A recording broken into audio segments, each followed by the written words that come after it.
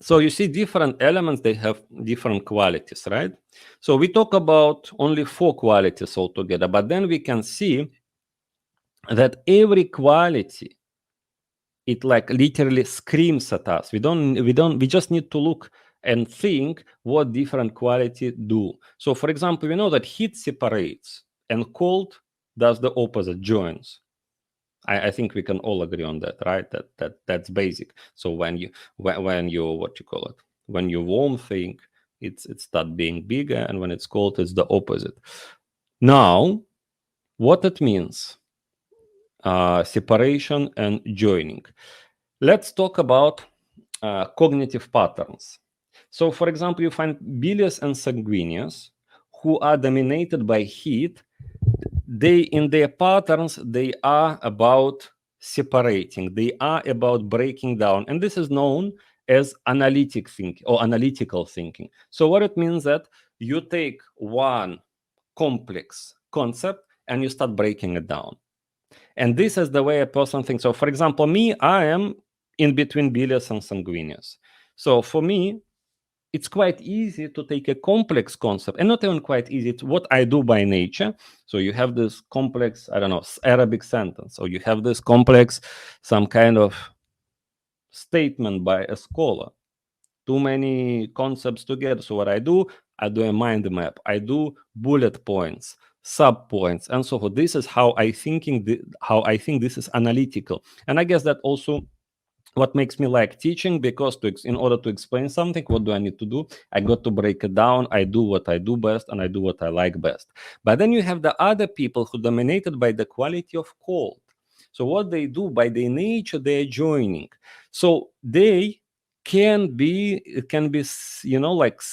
their way of thinking is not to break it down. Their way of thinking is to put things together. So in other words, where in order to understand something, I will make a mind map, I will make a notes, I will be breaking things together. For them to make sense, they would need to join it together. So it means that maybe for them, they will need to write an article about, for example, we talk about academic circles, right? Not to make a mind map and a table and the bullet points, but no, by putting things together, this is where things are easier for them. And when it comes to breaking down, it takes extra effort. So for example, for me to put things together is more difficult than to break things down. And for other people, other way around. And the second way of thinking is called synthetic thinking, because synthesizing, you're putting things together. And again, there is no we can say that this is better and this is worse. We need both of them. Because when you're reading a book, you are analyzing, you breaking down the whole sentence into words, word into letters, and so on. Or you could also on other side of it, if you now reading in a language you understand, now you are joining them together, isn't it? So you need both skills, just that for different people they have different natures in terms of thinking. Now, let's connect it not only from thinking, understanding, let's also connect it to other part of learning, which is memory. Now, you see, when it comes to short-term and long-term memory, short-term, for example, you need short-term, like, for example, how do you memorize things? First of all, you need to put it on your short-term memory. So you read it until the moment when you can read it from your memory. Because just now, maybe a few minutes or a few hours ago, you started reading, right? And then after this, you need to keep reviewing from your memory so it would go from short-term memory to long-term memory. Now, different people find different parts of this memorization process difficult or easy. Like, for example, for me, bilious sanguineous, I can memorize things quite fast, alhamdulillah. And like complex things, because I break them down and then I memorize. But for me, to retain this, what I have memorized, to remember it, and tomorrow and the next, and in a week, I need to make a conscious planning of review. So for me, initial memorization is easy, and the effort starts by revision from memory. So long-term memory, that's where my challenge. For some people, it's other way around. For some people, they say, no, I just struggle to remember it first time.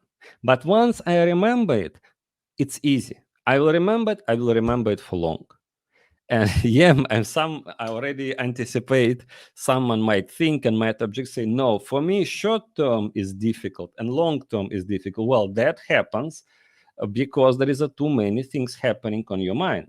That happens is because it's like you thinking that maybe you by nature not gifted, whatever. But if you take any device, laptop, smartphone, and you'll start opening too many applications, and all those applications are working in a very intense way, constantly, I know, downloading, writing, reading, rewriting information, of course, no matter how fast your device is, your device is going to get slowed down. What you need to do, you need to quit those apps that eating the resources in the background, right? So you got to do exactly the same thing. You need to understand there are things, there are certain unresolved things there at the back of your mind are busy eating your memory and busy eating your, what you call it, processor computing powers. So that goes without saying. Everyone is capable of learning, everyone is capable of memorizing. It's all just a matter how we're going to manage our resources, and it's the matter of freeing our resources, not making more efforts. And if we can all agree on that, we understand that there is no one size fits all, because for someone it already comes in the school, it comes in the workplace. Some people grasp new concept very easy, but then they can forget them very fast. And some people struggle to learn new things, but then they learn once, they learn forever. So, for example, it has always been, you could think, okay, great discovery, not a great discovery. Imam Ghazali said that. Imam Ghazali said that a teacher must know one of the things with teacher. Teacher is not only the one who knows the material, which is teaching, because knowing is one thing. Being able to transmit it is another thing. Think of it. You might, not everything what you have you can pass down. I think we can all agree on that. um, so being to having is one thing, to being able to pass it further, it's a separate skill. And one way or one aspect of passing it down is, as Imam Ghazali said, is being able to recognize what is the temperament of your student, because you're not going to treat them the same way. You're not going to ask them the same challenges. Of course, what am I talking about? Modern education system, we have one plan for all. Everyone must go with this timeline. We are all the same, right? Well, it turns out we're not the same, and it turns out education is not like a machine where you have input and you have output. This is not education, really not a science. Education is an art. So there can be no mass production. This is all this is all artisanship. This is all unique handmade craft, not a machine, not a fabric. So now let's get back to actually, we talk about cognitive patterns, we talk about personality traits. Now let's talk about actual health part of it, right? Especially that the time is running forward. So you have certain body symptoms which are quite peculiar and quite characteristic for different temperaments, because they're dominated by different humor. So for example, bilious would be, in terms of body symptoms, dominated by fever. Why? Because this is, as we know, hot and dry. Then person dominated by blood humor, hot and wet, hypertension, bleeding, also quite characteristic. Um, then we have the other side of the spectrum, cold, cough and cold. That's quite clear. Cold and wet and melancholic. Cold and dry, for example, bones and joints, especially in cold weather, especially when the person is already in old age, because old age, it's also, even when you talk about age, in our youth, this is the age which has the quality of heat, energy. When towards as we age, that heat is disappearing, we are cooling down, and then you can notice that the people, old age people, it can be very hot outside, but people still are dressed. Or when a person is sick, for example, uh, feeling cold for the same reason, for the same thing, because youthfulness is heat, and the old age, post maturity, you could call it, is cold. So that's body symptoms. In the same way, We can also talk about soul symptoms, and this is something which today is classified as mental health. Amazing. It's 45 minutes. Only now I'm going to the point. So, for example, people who are inclined to bilious temperament, their soul symptom would be anger. Why? Because it heat. Anger is hot. People who are dominated or by sanguineous temperament, fear. Phlegmatic, now you see we're going to the cold side, is grief. And melancholic, that's overthinking, hold and dry. Now, Abu Zayd al-Balkhi, in his work, he gives those 4 soul symptoms, and only for one of them, he actually says overthinking, black bile. But then he gives them in this order: anger, fear, grief, overthinking. And that's the traditional order of 4 humors and 4 elements. It's kind of top-down approach, because at the top we have what you call it. We have bilious, then we have sanguineous, then we have phlegmatic, cold and wet, and then you have cold and dry. So if we assume that the order of Abu Zayd al-Balkhi is not random, he is following this order, then we can reconstruct all 4 symptoms. But I think it would kind of make sense to assume that grief is not hot. Grief must be cold. When it comes to fear, and this is the fear we're talking in a sense of anxiety, which is talk about fight or flight mode, right? Because then we also have another fear response, and this is the shutdown response, freeze. Now this one, but this one would be having cold aspects, and then we have also anger, and I think it's quite clear that anger has the quality of heat, not cold. So now finally let's talk about the book. So I'm going to go like without trying not to get too much into details. Essentially, the book is divided into 2 parts. It's the book of medicine. He starts speaking about the health of the body. That's the word al-badan, body. And he speaks about bodily symptoms. And then he talks about the health of soul, nafs. And we are interested now in the second part. So he says, first of all, the need to take care of the health of soul, of the health of soul. And that's what I'm going to talk about briefly. But then I want to give you what are the next chapters are about. He speaks about, first of all, sustaining the health, preventing disease. Now, you see, this is a traditional perspective. You start with keeping the balance. You're not going to take care of your health when you got sick. I don't want to say it's too late, but I want to say you have to be taking care of your health when you were okay, because you need to think how to regain your balance while you are balanced. Because once the balance is already when you are out of balance, then it requires extra efforts. So the second chapter is how to sustain the health of soul, and he gives specific prescriptions, you could say, for that. Then, since the balance, when the balance is already gone, he said that let's talk about how to return it once the balance is lost. And then he speaks about psychological symptoms, which he calls the health of soul.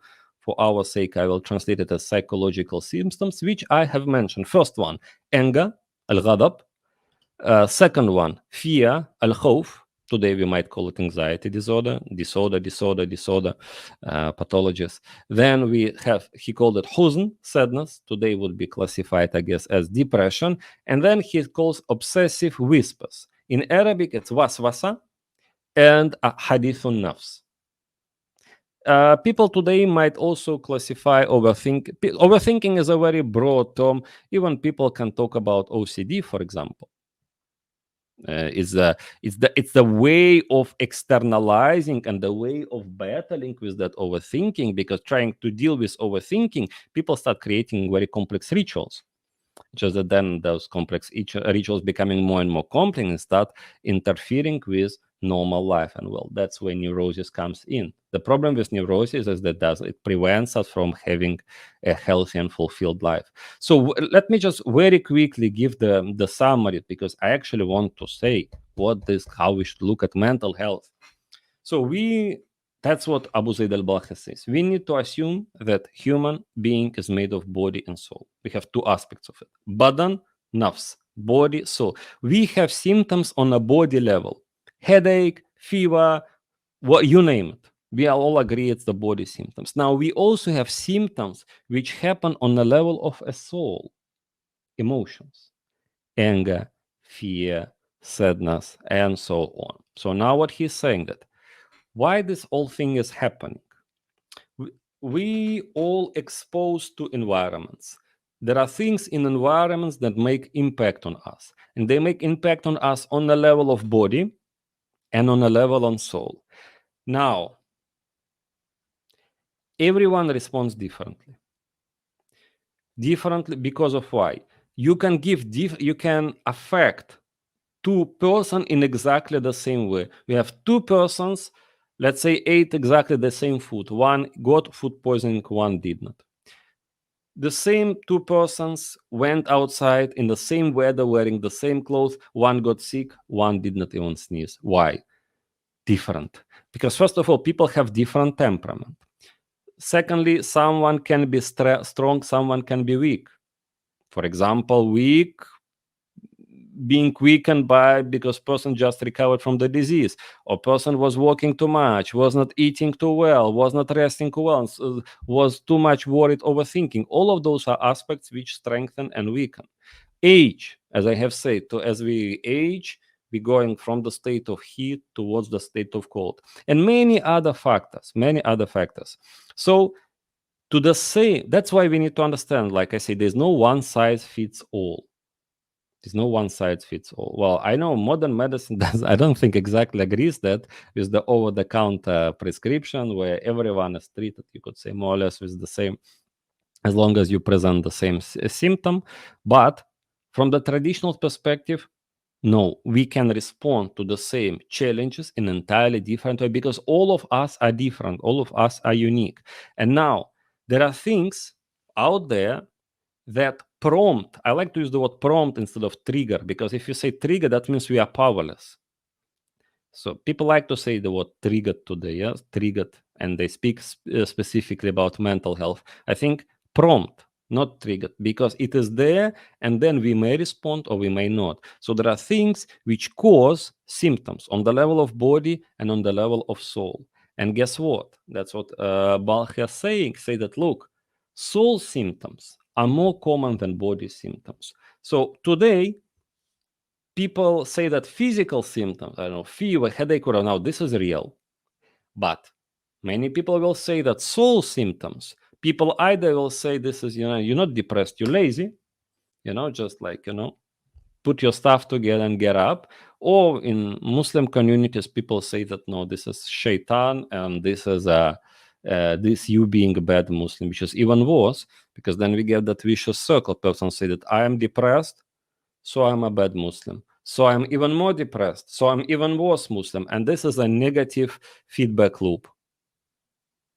So this is even worse than just negating it, I guess, because this is affirming and giving yourself a negative outlook where it is going. This is not only helpful, this is very damaging, actually. So Abu Zayd al-Balkhi exactly breaking the stereotype, and he says, no, soul symptoms, all those so-called mental health problem and all the emotional well-being issues, they are more common than body symptoms. And he say that, think of it for a second, theoretically we can imagine, we can speculate and assume that there is a person out there who is so well protected in the ideal situation, eating ideal food, wearing ideal dress, staying in the ideal house, in the ideal area, that he or she never affected by the world outside, never got any body symptoms. So theoretically, we can imagine this happening, but we can never imagine a person who has never got angry, who has never got scared,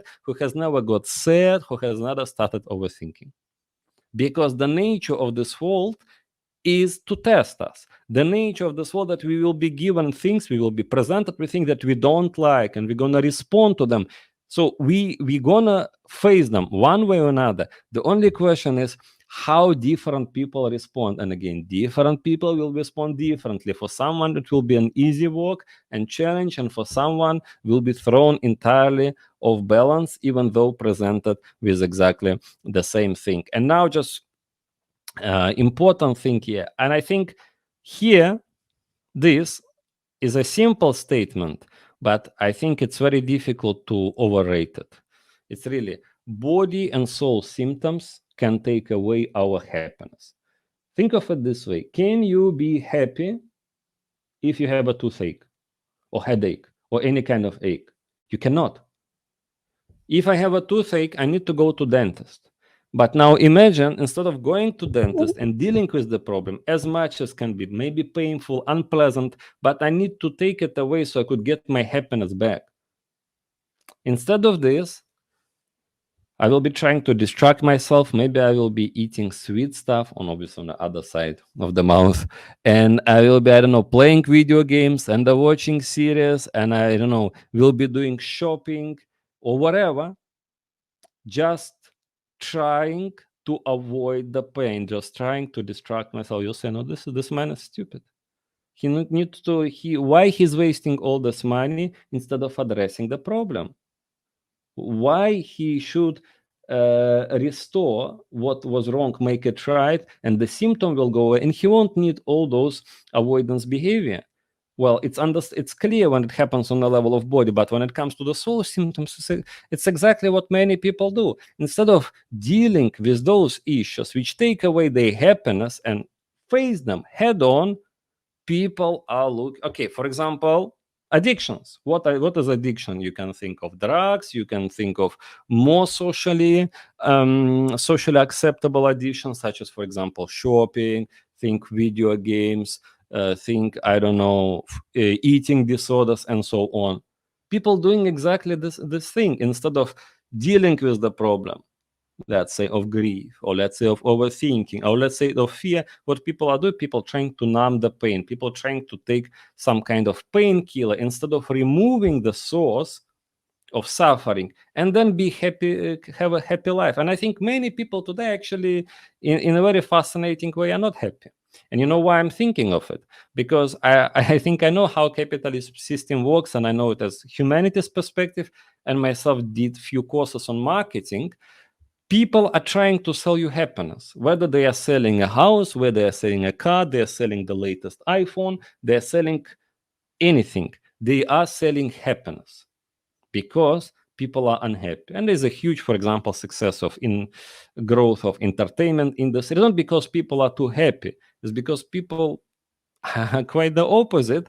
And then all those industries, they exist trying to sell you something which you don't have, but the reality is they don't have it either, because you cannot buy happiness. But happiness is an entirely different topic. I don't want to get carried away. But idea is, if you have imbalance, you cannot be happy. You have imbalance on the body level, you cannot be happy no matter how much money you make. You have a unhappy on the level of soul, you cannot treat it by buying a car, buying a mansion, and whatever.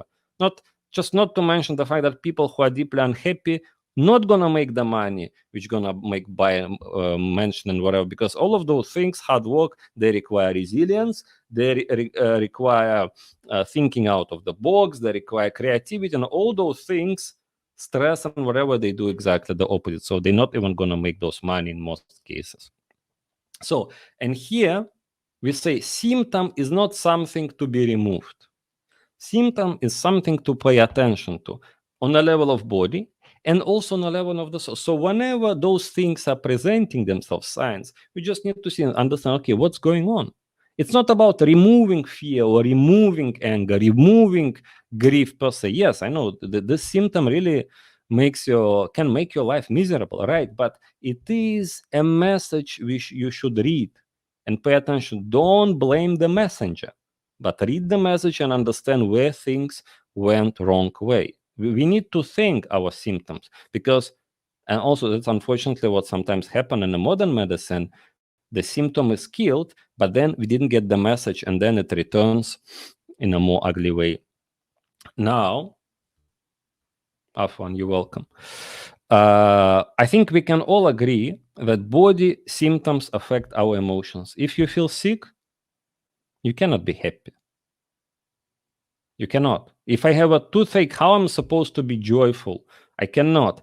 Well, guess what? It also happens on the other way around. Soul symptoms, so everything what I have mentioned in terms of grief, in terms of fear, it also affects our body.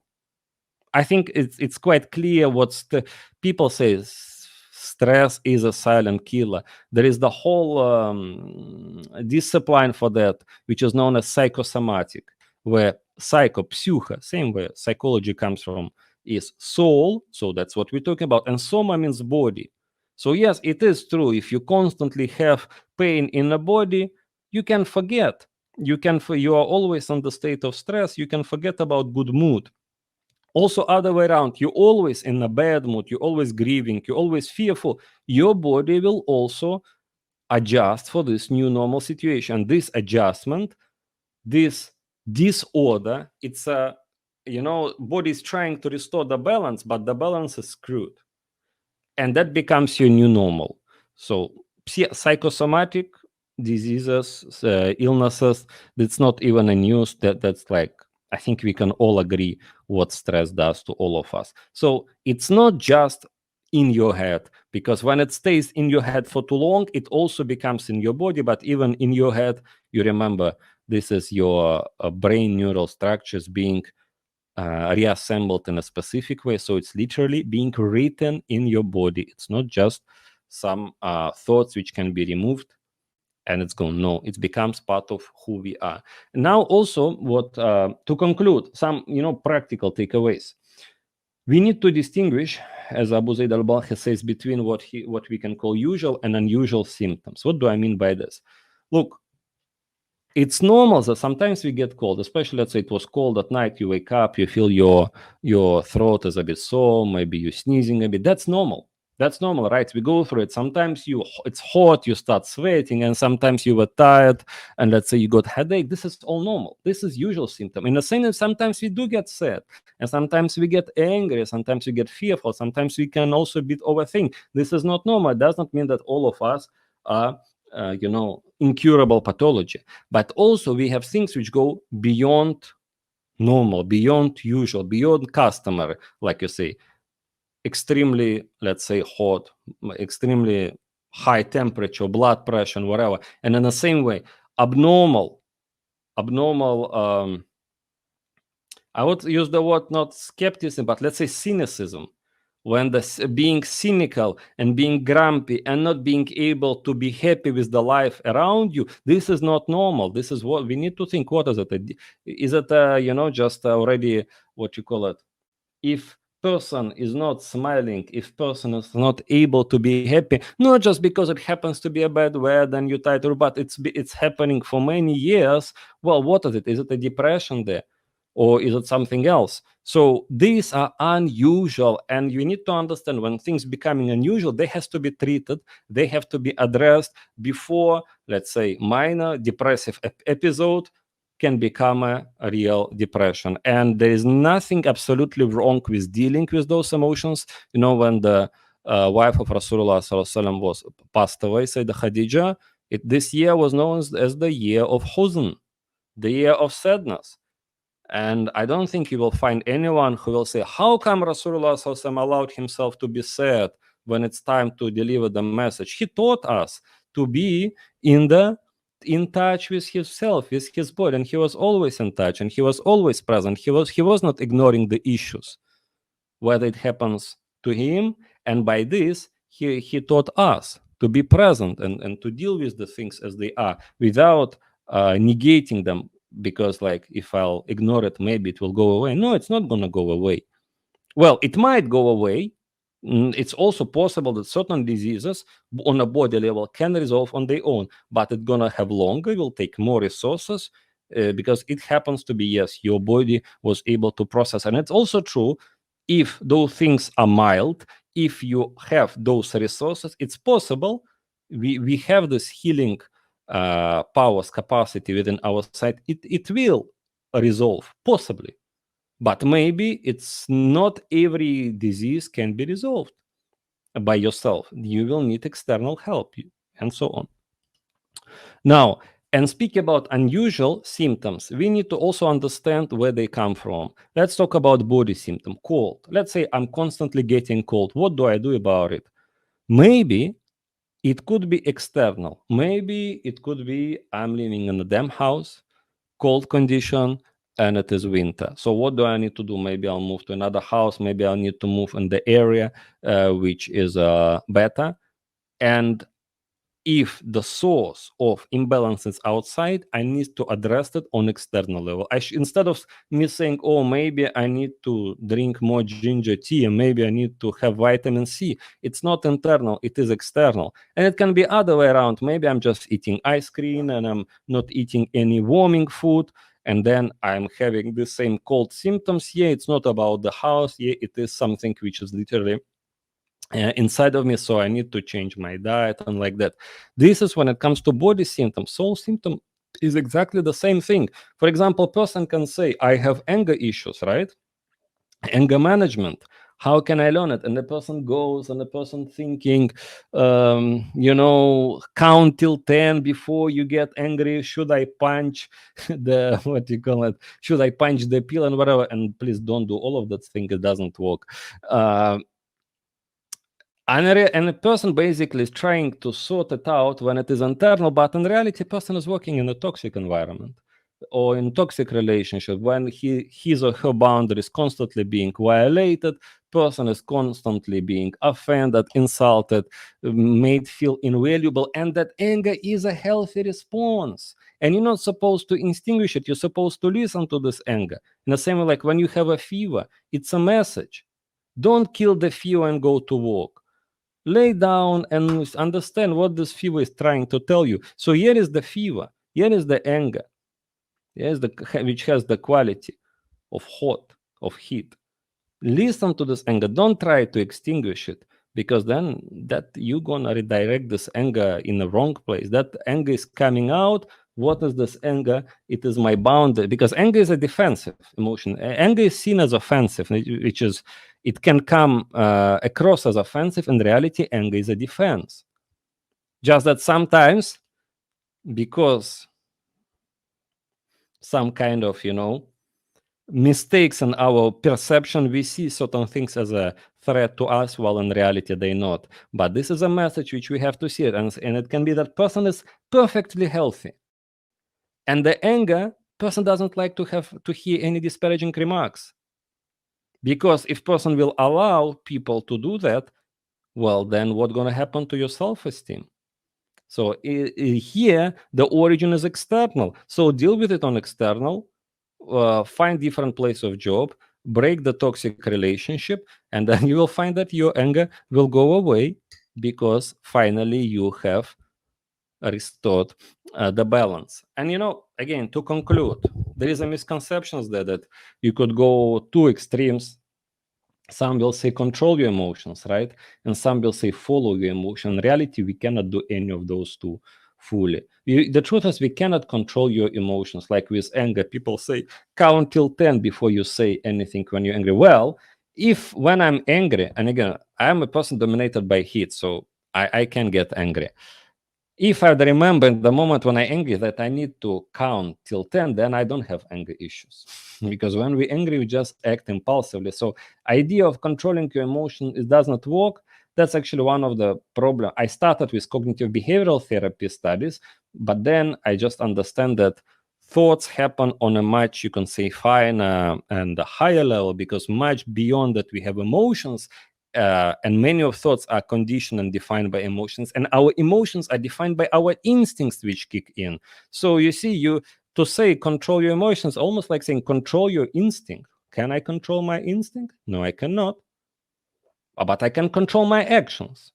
And like, for example, what is the prescription for the young man who cannot get married? Fast. This is a very practical recommendation, because it addresses it on a body level, not addressing it on a mental cognitive level. So controlling your emotion cognitively, well, just forget it. We can manage emotion, yes, but we don't control them. And following your emotions, well, some people will also say, like, for example, If you got anger, you have to express it. Where all those, think about hitting the pillow comes from. Well, that also doesn't work. That doesn't work for a simple reason: is we are living in the society. Yes, we are animals, that's correct. We animals which have cognitive aspects which raises us above other mammals, but we live in the society, and we are by nature social animals. That's amazing thing, but that's the whole other topic for discussion. So we cannot just unconditionally allow ourselves to be driven by emotions. So this is a very fine line between, we cannot control our emotions, we cannot follow our emotions. What we can do, we can manage our emotions. In the same way, like, you have people working under, you cannot control them, no, because they are autonomous people, but you also cannot just allow them do what they want. You got to manage them, you have to deal with them, you have to nurture them, you have to you have to raise them, you have to deal with them. Last but not least, another thing. Some will say, well, it's all chemical imbalance in your brain, which is in a nutshell, take your pills, yeah, and don't miss them on the schedule. Well, that's very, you could say, materialistic perspective. And in a way, modern medicine likes this approach, because with this, we are totally powerless. You cannot go and you challenge your doctor by saying, I'm taking what you give me, but I'm not getting better. You cannot question, you cannot challenge, because it's always going to be, well, that's in your DNA, that's in your that's your chemical imbalance in your brain. Just take your pills and see where it takes us. Very good. Doctors and modern medicine, which is supposed to be evidence-based medicine, totally are irresponsible to anything, because we don't know how it works, but that's the best what science can come up with. So that approach is very materialistic, and again, we cannot hold medicine accountable. And one thing when it comes to healing, which I have learned, is that you need to take back your agency in your healing. It's you healing, because the moment you put it in the head of medical professional, no, it's your, because health is a choice. It's when you're ready, you make this choice and you become healthy. It's like that. So that misconception about chemical imbalance, that's a very easy way to lose hope at all. And if you lost your hope, well, loss of hope, I think, is the one thing when no medicine can help. But when there is hope, even no medicine can kill you, no matter how modern it is. And it's all on your head. And I think I try to make it abundantly clear that this is not just some ideas. It's not just because person got it wrong. So person thinks that x equals 5, but x actually x 4. X means 4. Let's just solve this equation again, and then boom, in one day, magic, no depression, no anxiety, no anger issues, we manage to get the right answer. No, it doesn't work like this. And while it is important to examine our belief systems. Cognitive behavioral therapy will work for some, and it's important to talk to people. It can be just for the sake of coping, so prevent it to going worse. But if it's a serious, like very serious situation, normally it will be both. Normally it will be taking medication and talking. If it's more, you could say, lighter situation, person can people can be healed even just by talking to someone who is able to be there for you and to listen to you and to hold the space. And actually, so what many of psychologists are doing, without using just any specific techniques, except just by being there for their clients, for their patients. So but what we can say that none of those things can be answer for all. Just saying, take your pills, boom, done. No, just figure it out. You had it wrong, get it right. Put your stuff together and you'll have it. No, it cannot be done. It cannot be done just by the means of willpower. Okay, I went off my time, but what I want to say at the end. This was a presentation of the first chapter of this book. For those who may be interested in exploring the whole of the thing, so actually how to maintain it when you are in the state of health, what are the ways to regain it, and talk about all those four: anger, fear, grief, overthinking, in the context of this this framework that I have discussed, which is a traditional TIB framework of medicine. There is a short